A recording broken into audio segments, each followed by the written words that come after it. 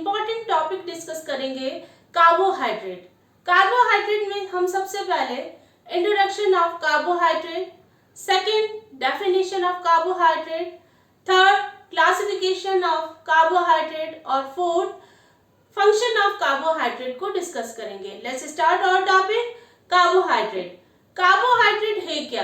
Carbohydrate एक type का organic compound है या हम कहें ऑर्गेनिक मॉलिक्यूल है। अब ऑर्गेनिक कंपाउंड होता क्या है? कंपाउंड जनरली दो टाइप के हो गए, एक आपका ऑर्गेनिक और दूसरा है इनऑर्गेनिक कंपाउंड। ऑर्गेनिक कंपाउंड का मतलब है कि ऐसे कंपाउंड जिनकी बैकबोन में सिर्फ कार्बन कार्बन एटम होते हैं उसे हम कहते हैं ऑर्गेनिक कंपाउंड। ये carbon carbon atom covalent bond से एक दूसरे से जुड़े हुए रहते हैं, ऐसे कंपाउंड को हम कहते हैं ऑर्गेनिक कंपाउंड। और इनऑर्गेनिक कंपाउंड, ये तो आप ऑर्गेनिक कंपाउंड में जैसे बैकबोन कार्बन कार्बन की थी वैसे ही यहाँ पर क्या होता है कि इनऑर्गेनिक कंपाउंड में बैकबोन में कार्बन नहीं होता है, उसे हम कहते हैं इनऑर्गेनिक कंपाउंड।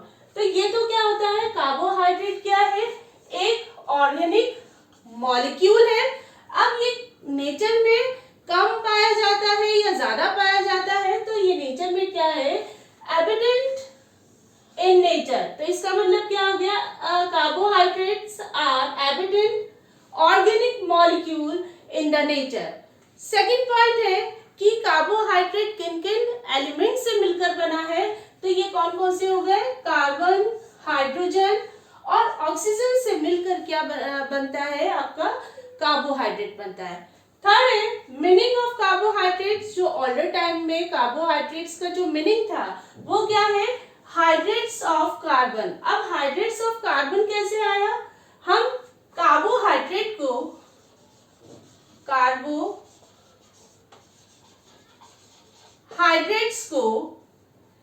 हम दोनों ही टर्म को सेग्रीगेट कर दें तो क्या बन जाएगा, कार्बन प्लस हाइड्रेट्स। तो इसका मतलब क्या है, तो ये ओल्डर टाइम में कार्बोहाइड्रेट का जो मीनिंग था वो क्या था, hydrates of carbon. Now definition of carbohydrates. Carbohydrates की दो डेफिनेशन है। पहली डेफिनेशन, ओल्डर टाइम में कार्बोहाइड्रेट्स को हाइड्रेट्स ऑफ कार्बन के नाम से जाना जाता था। सेकंड मॉडर्न डेफिनेशन या हम कहें साइंटिफिक डेफिनेशन, कार्बोहाइड्रेट को सैकरोन के नाम से जाना जाता है। इसको हम डिस्कस करते हैं। सबसे पहले फर्स्ट डेफिनेशन जो ओल्डर टाइम में थी, glucose, fructose, cane sugar, starch, cellulose were considered to be hydrates of carbon, जिनको हम क्या कहते थे, कार्बोहाइड्रेट्स कहते थे। जिसका जो केमिकल फॉर्मूला है या मॉलिक्यूलर फॉर्मूला है ग्लूकोज और फ्रक्टोज का C6H12O6 और इसका एम्पिरिकल फॉर्मूला है C6 with in bracket H2O का 6।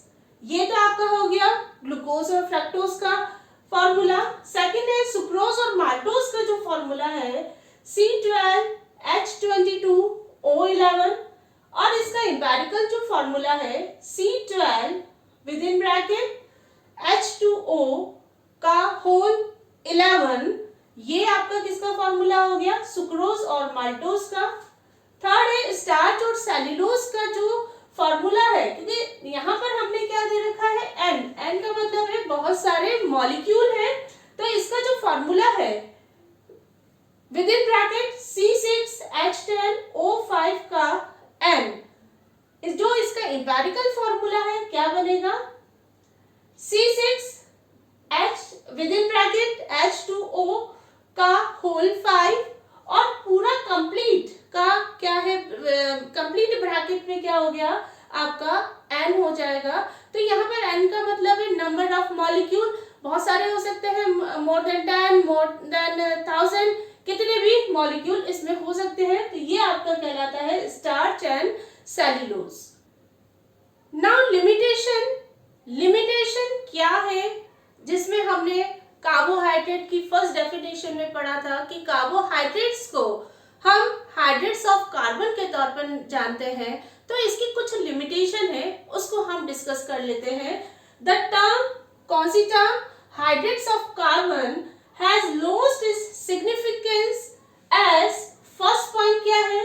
सम carbohydrates cannot be represented as hydrates of carbon. तो यहाँ पर है कि कुछ कार्बोहाइड्रेट्स को नहीं रिप्रेजेंट किया जा सकता है, किस तौर पर? हाइड्रेट्स ऑफ कार्बन के तौर पर हम उसको रिप्रेजेंट नहीं कर सकते। इसका कुछ एग्जांपल ये है कि जो कार्बोहाइड्रेट है जिनको हम हाइड्रेट्स ऑफ कार्बन के तौर पर रिप्रेजेंट नहीं कर सकते हैं। एग्जांपल है रैमनोज, जिसका मॉलिक्यूलर फॉर्मूला क्या है? C6H12O5। सेकेंड है रैमनोहेक्सोस, जिसका molecular formula C7H40O6। Third example है डीऑक्सीराइबोस, C5H10O4। ये जो है शुगर है या हम कहें कार्बोहाइड्रेट है, इसका जो एम्पिरिकल फॉर्मूला है C.H2O का होल n, ये एम्पिरिकल फॉर्मूला सेटिस्फाइड नहीं करता है, इसीलिए हम जो कार्बोहाइड्रेट है उनको हाइड्रेट्स ऑफ कार्बन के तौर पे नहीं कंसीडर कर सकते हैं। अनदर लिमिटेशन है second, some substance other than carbohydrates can be represented as hydrates of carbon. इसका मतलब ये है कि ऐसे सब्सटेंस जो कार्बोहाइड्रेट नहीं है वो किस तरह प्रेजेंट हो रहे हैं? हाइड्रेट्स ऑफ कार्बन के तौर पर हम रिप्रेजेंट कर रहे हैं। तो इसलिए ये इसकी लिमिटेशन हो गई कि कार्बोहाइड्रेट्स को हाइड्रेट्स ऑफ कार्बन के तौर पर नहीं जानते हैं। इसका सेकंड रीजन ये हो गया। अब यह कैसे उसको रिप्रेजेंट कर रहा है? एम्पिरिकल फॉर्मूला क्या है? C dot with in bracket H2O का होल n। तो यहाँ पर इसकी जो एग्जांपल है जो कि क्या है? कार्बोहाइड्रेट नहीं है, ये एक टाइप के एसिड है। एग्जांपल है एसिटिक एसिड, जिसका मॉलिक्यूलर फॉर्मूला क्या है?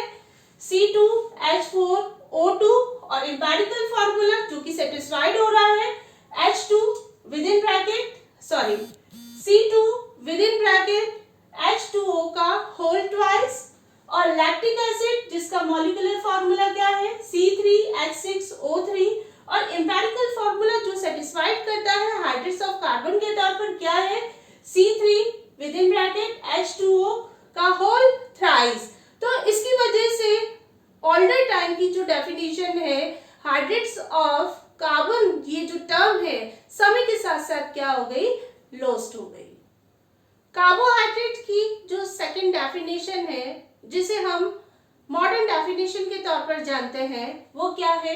कार्बोहाइड्रेट्स में be defined as polyhydroxy aldehyde or ketones or compounds which produce them on hydrolysis. Classification of carbohydrates. Carbohydrates का जो क्लासिफिकेशन है, जो फर्स्ट क्लासिफिकेशन है उसके टेस्ट के बेसिस पर, या हम कहें ओल्डर टाइम में कार्बोहाइड्रेट्स को जो क्लासिफाई किया था किस कैटेगरी में? दो कैटेगरी में क्लासिफाई किया। फर्स्ट शुगर और दूसरा है नॉन शुगर। ये दोनों ही, ये जो इसको कार्बोहाइड्रेट को क्लासिफाई किया शुगर और नॉन शुगर, ये इसका जो बेस था सिर्फ उसका टेस्ट के बेसिस पर उसको क्या किया? क्लासिफाई किया। तो फर्स्ट क्लासिफिकेशन हम डिस्कस करते हैं। कार्बोहाइड्रेट्स में be classified into two categories, first sugar और सेकंड है नॉन शुगर। अब शुगर के एग्जाम्पल है वो क्या है? ग्लूकोज और फ्रक्टोज। अब इनकी जो प्रॉपर्टी है, जो शुगर क्या है, इसकी जो प्रॉपर्टी है, सबसे पहले है ये खाने में क्या है? मीठे हैं, इसका मतलब क्या है? Sweet in taste. Second, glucose क्या होता है? वाटर में क्या होता है सॉल्युबल, जब हम वाटर 1 ग्लास पानी में हम जब ग्लूकोज ऐड करते हैं और उसको स्टिर करते हैं तो वो क्या हो जाता है सॉल्युबल हो जाता है। तो ये क्या होता है वाटर सॉल्युबल है, सेकंड इंपॉर्टेंट प्रॉपर्टी। और थर्ड इंपॉर्टेंट प्रॉपर्टी इसका जो नेचर है क्रिस्टलाइन है और साथ में इसकी जो स्टेट है वो किस स्टेट में है सॉलिड स्टेट में है। तो शुगर क्या हो गया sweeting taste, second water soluble और थर्ड है क्रिस्टलाइन सॉलिड इन नेचर का होता है और इसकी एग्जांपल है ग्लूकोज और फ्रक्टोज। सेकंड कैटेगरी है नॉन शुगर। नॉन शुगर इसका मतलब ये है कि ऐसी सब्सटेंस जो शुगर नहीं है, खाने में मीठे नहीं है, उन्हें हम कहते हैं नॉन शुगर कहते हैं। एग्जांपल है स्टार्च एंड सेल्यूलोज। अब शुगर जो नॉन शुगर है उसकी क्या क्या प्रॉपर्टी है, सबसे पहले है टेस्ट लेस है, सेकंड है इनसॉल्युबल इन वाटर, इसका मतलब है कि पानी में सॉल्युबल नहीं है, और थर्ड है एमोर्फस इन नेचर। एमोर्फस का मतलब क्या है, ये क्रिस्टल नहीं बनते, इसका मतलब क्या हो गया ये किस फॉर्म में होते हैं पाउडर फॉर्म में होते हैं। Next modern classification of carbohydrate या हम कहें scientific classification of carbohydrates. Carbohydrates को रेफर किया गया है किसमें सैकेराइड के तौर पर, ये क्या है रेफर्ड है। इसका मतलब क्या है कि कार्बोहाइड्रेट क्या है सैकेराइड है। ग्रीक में इसका स्पेलिंग इस टाइप के से होता है SACKCHRON सैकेरोन। सैकेरोन का मतलब होता है शुगर। तो कार्बोहाइड्रेट क्या है एक टाइप की शुगर है, किस फॉर्म में सैकेराइड्स के तौर पर हम क्या करते हैं जानते हैं। तो इसको क्लासिफाई किया है किस कैटेगरी में, फर्स्ट मोनोसैकेराइड्स, सेकंड ऑलिगोसैकेराइड्स और थर्ड है पॉलीसैकेराइड्स। मोनोसैकेराइड्स इसका जो क्लासिफिकेशन है कार्बोहाइड्रेट का जो मॉडर्न क्लासिफिकेशन है इसकी सैकेराइड्स या हम कहें मोनोसैकेराइड्स की यूनिट के बेसिस पर इसको क्लासिफाई किया है। यहाँ पर मोनोसैकेराइड्स की जो यूनिट है केवल सिंगल यूनिट है, तो उसे हम क्या कहते हैं मोनोसैकेराइड्स। ऑलिगोसैकेराइड्स इसका मतलब है मोनोसैकेराइड्स कितने हैं फ्यू है, ऑलिगो का क्या मतलब होता है फ्यू होता है। तो ये फ्यू सैकेराइड्स है, इसी की वजह से हम इसको किस फॉर्म में कंसीडर करते हैं ऑलिगोसैकेराइड्स। और पॉलीसैकेराइड्स यहाँ पर बहुत सारे सैकेराइड्स है, तो इसको किस कैटेगरी में दिया है पॉलीसैकेराइड्स। तो कार्बोहाइड्रेट में be classified into 3 categories, first monosaccharides, second oligosaccharides, third polysaccharides. अब ऑलिगोसैकेराइड्स है उसको फर्दर डिवाइड किया है जिसमें मोनोसैकेराइड्स की यूनिट्स कितनी है 2 है तो डाइसैकेराइड्स, 3 है तो ट्राइसैकेराइड्स, 4 है तो टेट्रा, 5 है तो पेंटा, 6 है तो हेक्सा। इस टाइप से 2 to 10 तक इसमें कितने यूनिट्स होती है मोनोसैकेराइड्स यूनिट होती है।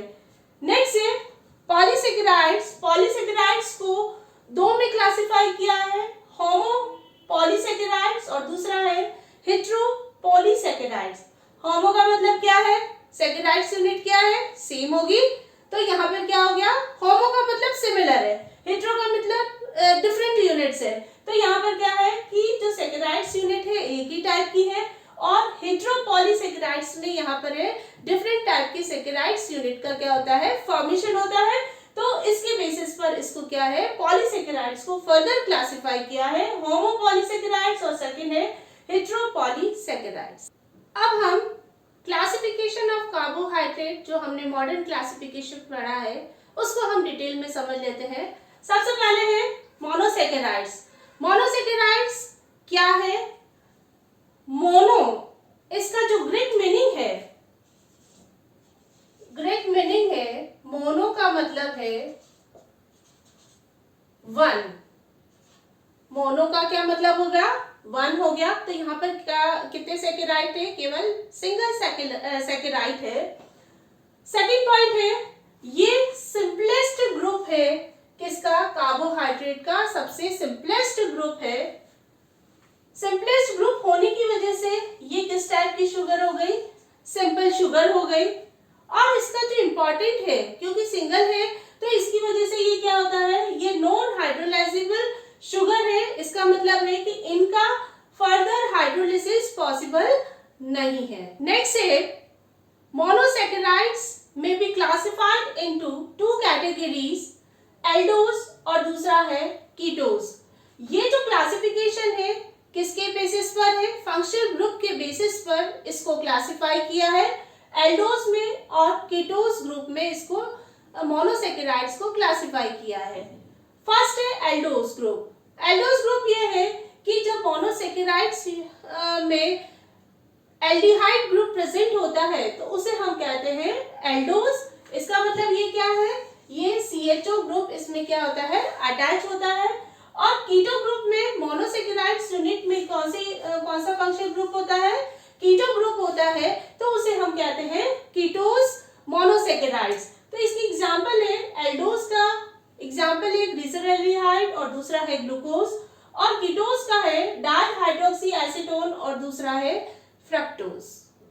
नेक्स्ट पॉइंट है based on number of carbon atoms monosaccharides are regarded as.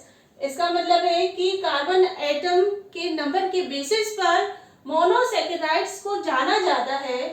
3 carbon होने पर ट्रायोज, 4 कार्बन होने पर टेट्रोज, 5 कार्बन एटम होने पर पेंटोज, 6 कार्बन एटम होने पर हेक्सोज और 7 कार्बन एटम होने पर हेप्टोज के नाम से मोनोसैकेराइड्स को जाना जाता है।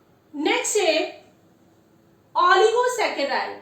ऑलिगोसैकेराइड को हम डिटेल में समझ लेते हैं कि ऑलिगोसैकेराइड है क्या।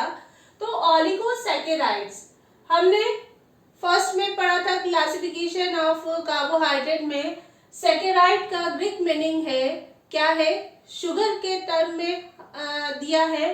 और यहाँ पर ऑलिगो का जो ग्रीक मीनिंग है ये क्या है, फ्यू। इसका मतलब है कि शुगर क्या है, इसमें थोड़े हैं। सेकंड पॉइंट है ये किसका पॉलीमर है, मोनोसैकेराइड्स का क्या है, पॉलीमर है। जब मोनोसैकेराइड्स यूनिट कंबाइन होती है तो यहाँ पर कंडेंसेशन रिएक्शन होता है, स्मॉलर मॉलिक्यूल क्या होते हैं, एलिमिनेट होते हैं, और उसका जो कंडेंसेशन के थ्रू जो पॉलीमर बनता है वो क्या कहता है, condensation of polymer of monosaccharides units. Next है जब ये पॉलीमर बनता है कंडेंसेशन प्रोसेस से जो पॉलीमर बना है या हम कहें ऑलिगोसैकेराइड बना है, तो ये क्या होता है, लो मॉलिक्यूलर वेट के होते हैं, लो मॉलिक्यूलर वेट के होते हैं। इसके साथ साथ ये ऑलिगोसैकेराइड कंटेंट है क्या है, 2 to 10 मोनोसैकेराइड्स मॉलिक्यूल इसमें होते हैं। तो इसको शॉर्ट में वापस समझ लेते हैं कि ऑलिगोसैकेराइड्स में ऑलिगो का ग्रीक मीनिंग क्या है, फ्यू है, जिसमें ऑलिगोसैकेराइड कंटेंट 2 to 10 मोनोसैकेराइड्स मॉलिक्यूल। इसके साथ साथ नेक्स्ट पॉइंट है condensation polymer of monosaccharides which has low molecular weight, जिनका मॉलिक्यूलर वेट क्या है, कम है। नेक्स्ट पॉइंट है ऑलिगोसैकेराइड को क्लासिफाई किया है उसके किसके मोनोमर के बेसिस पर, कितने मोनोमर यहाँ पर क्या है, मोनोसैकेराइड्स कितने मोनोमर है उसके बेसिस पर ऑलिगोसैकेराइड्स को क्लासिफाई किया है। यदि 2 मोनोसैकेराइड्स यूनिट है तो ये क्या हो गया, डाइसैकेराइड। 3 है तो ट्राइसैकेराइड्स, 4 है तो टेट्रासैकेराइड्स, 5 है तो पेंटासैकेराइड्स, 6 है तो हेक्सासैकेराइड्स, 7 है तो हेप्टासैकेराइड्स में उसको क्या किया है, क्लासिफाई किया। इसके साथ साथ ये क्या है, ऑलिगोसैकेराइड्स एक हाइड्रोलाइजेबल, इसका मतलब है कि ऑलिगोसैकेराइड्स का क्या होता है, हाइड्रोलिसिस होता है, और हाइड्रोलिसिस होकर ये क्या बना रहा है, मोनोसैकेराइड्स का क्या कर रहा है, फॉर्मेशन होता है। तो एक पॉइंट ये होगा, ये क्या है, हाइड्रोलाइजेबल शुगर है। इसका मतलब ये हो गया कि इसका हाइड्रोलिसिस क्या है, पॉसिबल है। तो यहाँ पर डाइसैकेराइड का जब हाइड्रोलिसिस होता है तो ये क्या होता है, 2 मॉलिक्यूल मोनोसैकेराइड का प्रोड्यूस करता है। ट्राई में 3 मॉलिक्यूल किसके पर प्रोड्यूस कर रहा है, मोनोसैकेराइड से। इस हिसाब से जैसे जैसे नंबर बढ़ता है उस हिसाब से मोनोसैकेराइड्स को क्या करता है, प्रोड्यूस करता है। नेक्स्ट है पॉलीसैकेराइड। फर्स्ट है Greek meaning of poly. Poly का मतलब क्या है, मैनी, और सैकेराइड का मतलब है शुगर। तो इसका मतलब ये क्या है, कई सारी शुगर है, इसका क्या हो गया ग्रीक मीनिंग।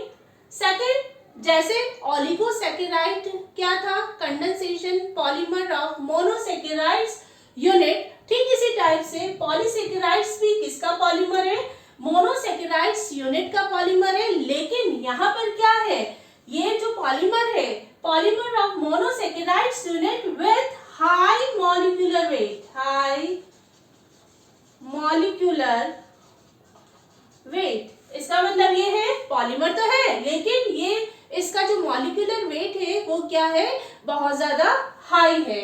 नेक्स्ट पॉइंट है, ये जो ओलिगोसैकेराइड्स है उनकी प्रॉपर्टी किस टाइप की, क्योंकि ये स्टार्च है, सेल्यूलोज है, डेक्सट्रीन है, तो ये क्या होते हैं, इनकी जो प्रॉपर्टी क्या होती है, फर्स्ट क्या है, ये क्या है, टेस्टलेस है, और साथ में ये इमल्शन बना रहे। इमल्शन का मतलब ये है कि ये एक कॉलॉइड सॉल्यूशन बना रहे हैं वाटर के साथ मिलकर, क्या होता है, एक कॉलॉइडल सॉल्यूशन बनाते हैं। इसका मतलब ये क्या है कि वाटर में क्या है, इनसॉल्युबल होते हैं। जब इनसॉल्युबल होते हैं तो ये क्या करता है, एक कॉलॉइड का क्या करता है, फॉर्मेशन करता है।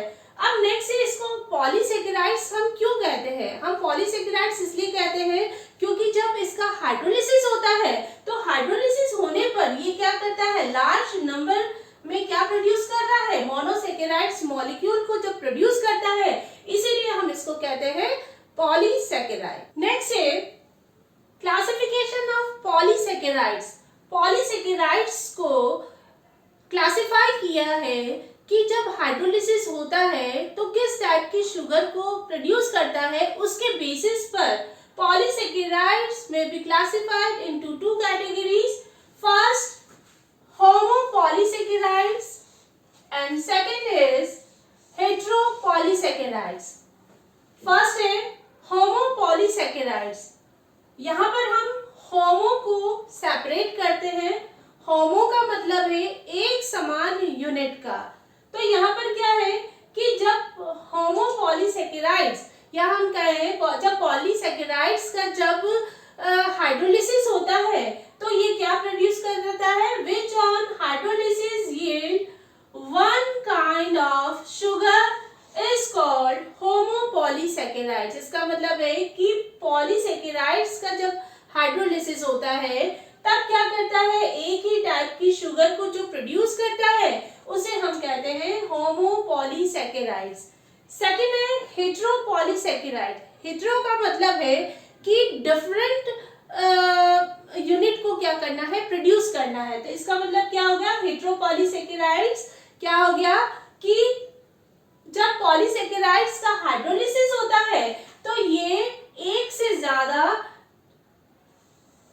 शुगर को क्या करता है, प्रोड्यूस करता है, यानी इसका मतलब डिफरेंट शुगर को जो प्रोड्यूस करता है उसे हम कहते हैं heteropolysaccharide. Now function of carbohydrate. सबसे पहला है इसका जो फंक्शन है, ये कार्बोहाइड्रेट क्या है, dietary source of energy for all organism. इसका मतलब ये है कि ये एनर्जी का सोर्स है। ये कितना कैलोरी प्रोड्यूस कर रहा है, 4 कैलोरी पर ग्राम। इसका मतलब है कि 1 ग्राम कार्बोहाइड्रेट जब बर्न होता है तो 4 कैलोरी एनर्जी को क्या करता है, प्रोड्यूस करता है। जब 4 कैलोरी एनर्जी को जब प्रोड्यूस करता है तो ये क्या होगा कि ह्यूमन बीइंग में ये क्या होगा, इंस्टेंट एनर्जी का क्या है, सोर्स है। नेक्स्ट फंक्शन है, ये कई ऑर्गेनिक कंपाउंड का क्या है, जनक है। इसके द्वारा कई ऑर्गेनिक कंपाउंड बनता है। इसका मतलब ये है precursor for many organic compound. Next है कार्बोहाइड्रेट पार्टिसिपेट करता है किसके फंक्शन में, सेल मेम्ब्रेन, और दूसरा है सेल्यूलर फंक्शन में इसके जो सेल्यूलर जो फंक्शन है उसमें पार्टिसिपेट करता है, जैसे सेल का ग्रोथ होना, फर्टिलाइजेशन एक्सेट्रा। और लास्ट है they are structural component of many organism. Last है समरी ऑफ कार्बोहाइड्रेट। जो हमने पढ़ाया है हम इसको समराइज कर लेते हैं कि कार्बोहाइड्रेट की जो स्टैंडर्ड डेफिनेशन है वो क्या है। कार्बोहाइड्रेट्स में be defined as polyhydroxy aldehyde or ketones or compound which produce